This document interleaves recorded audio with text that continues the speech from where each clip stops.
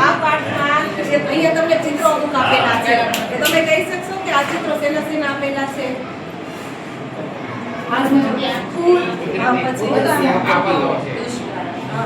તો આ પરિસ્થિતિને આપણે શું કહેશું? કુદરતી આપત્તિ. તો આમાં ઘણી બધી આપત્તિ આપેલી છે, એમાં છે કુદરતી છે અને માનવ નિર્મિત પણ છે. તો કુદરતી આપત્તિ કઈ હશે આમાંથી? કહી શકશો? ભૂકંપ. ભૂકંપ. સરસ. તો એવો જ આજે આપણો પાઠ છે, જ્યારે ધરતી ધ્રુજી. તો આજે આપણે આ પાઠ વિશે ભણીશું. જ્યારે ધરતી ધ્રુજી. તો ધરતી ક્યારે ધ્રુજે છે? ભૂકંપ આવે ત્યારે. તો એ કુદરતી આપત્તિ છે, બરાબર. તો આ પાઠની અંદર ભુજમાં આવેલો જે ભૂકંપ 2026 માં, બરાબર,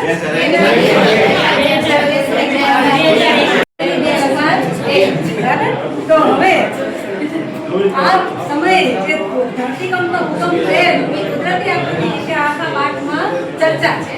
તો હવે આમાંથી પહેલો પ્રશ્ન એ છે કે આ ચાર્ટમાં તમે જે આપત્તિઓ જોઈ છે એ તમે ક્યારે અનુભવી છે?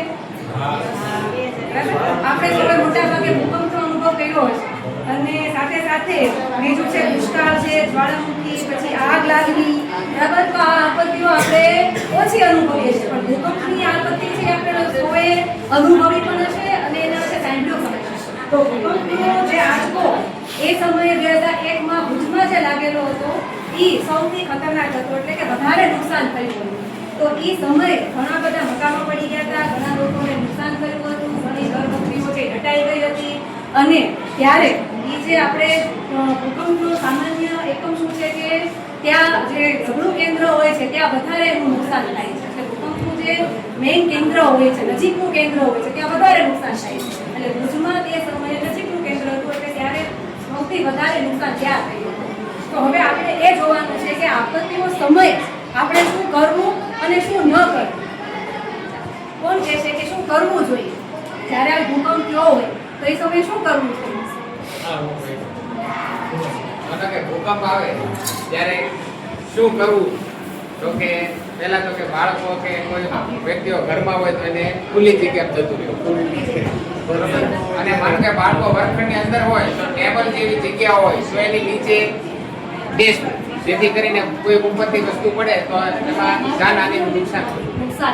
તો ભૂકંપ સમયે શું કરવું? તો કે વીજપોલના થાંભલા બાજુમાં ઊભું ન રહેવું. પછી બીજું કે કોઈ જર્જરિત મકાન હોય તો એની દિવાલની ટેકે ના ઊભું રહેવું. આ બધી બાબતોનું ધ્યાન રાખવું. સરસ. લીપ જેવાનો લીપનો ઉપયોગ ન કરવો. હા, લીપનો ઉપયોગ ન કરવો. આપણે ભૂકંપના સમયે જો આપણે ઘરની અંદર હોઈએ તો ખુલ્લી જગ્યામાં નીકળી જવું જોઈએ. જો શાળામાં વિદ્યાર્થીઓ હોય તો એને બેન્ચ નીચે, બરાબર, ટેબલની નીચે પાયો પકડીને બેસી જવું જોઈએ.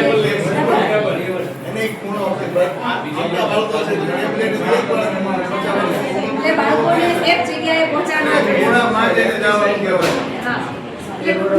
એ સમય આપણે યોગ્ય નિર્ણય લેવો અને શું ન કરવું તો કે ડગાઉટી ન કરવી, પછી અફવાઓ ન ફેલાવી.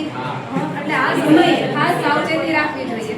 એટલે આ આપત્તિઓ જે છે એમાંથી હવે જે નુકસાન થયું હતું એ ઘરની વાત છે કે ભાઈ જે જર્જરિત મકાનો હોય તે જલ્દીથી નુકસાન થઈને પડી જાય છે. એટલે અત્યારે આધુનિક સમયમાં આપણે ભૂકંપથી બચવા માટેના જે મકાનો આવે છે તો મકાન બનાવતી વખતે આપણે એ ટાઈપની સેફટી સાથેના મકાનો, જેમ કે નીચેથી બોરિંગવાળા હોય અથવા તો એના વ્યવસ્થિત ટેકાવાળા મકાનો હોવા જોઈએ. અને કચ્છમાં જે મકાનો બને છે ભૂંગા કહેવાય છે ને, કચ્છી ભૂંગા. હા, કચ્છી ભૂંગા. તો એ ટાઈપના ભૂંગા મકાનો હોય છે કે એમાં કચ્છમાં જે મકાનો પડી ગયા હતા એ સમયે કચ્છના ભૂંગા મકાનો જે હતા ને એમાં કોઈ પણ નુકસાન નહોતું. તો એ પાછળનું કારણ એ છે કે એવા મકાનો સેફટી વાળા હોય છે, બરાબર. એમાં ઠંડક અને ઠંડીના સમયે એમાં ગરમી પણ મળે છે અને ગરમીના સમયે ઠંડક પણ મળે છે. એટલે એવા બીજા મકાનો પડી ગયા હતા પણ એ મકાનો જે આ ભૂંગા, કચ્છી ભૂંગા કહેવાય છે એ સેફ હતા. તો એ સમય આપણને ખ્યાલ આવે કે ભાઈ મકાનો પણ આમાં મહત્વનો ફાળો ભજવે છે. ઘણીવાર છે અશક્ત વ્યક્તિ હોય, અપંગ વ્યક્તિઓ હોય, વૃદ્ધ વ્યક્તિઓ હોય તો એ ઝડપથી બહાર ન નીકળી શકે. તો આવા મકાનથી સેફટીવાળા જે ભૂકંપના સમયે આંચકા લાગે એનાથી સેફટીવાળા મકાનો આપણે ત્યારે કામ આવે છે. એટલે આપણે એવા આધુનિક મકાનો બનાવીએ તો એ વાતનું ખાસ ધ્યાન રાખવું.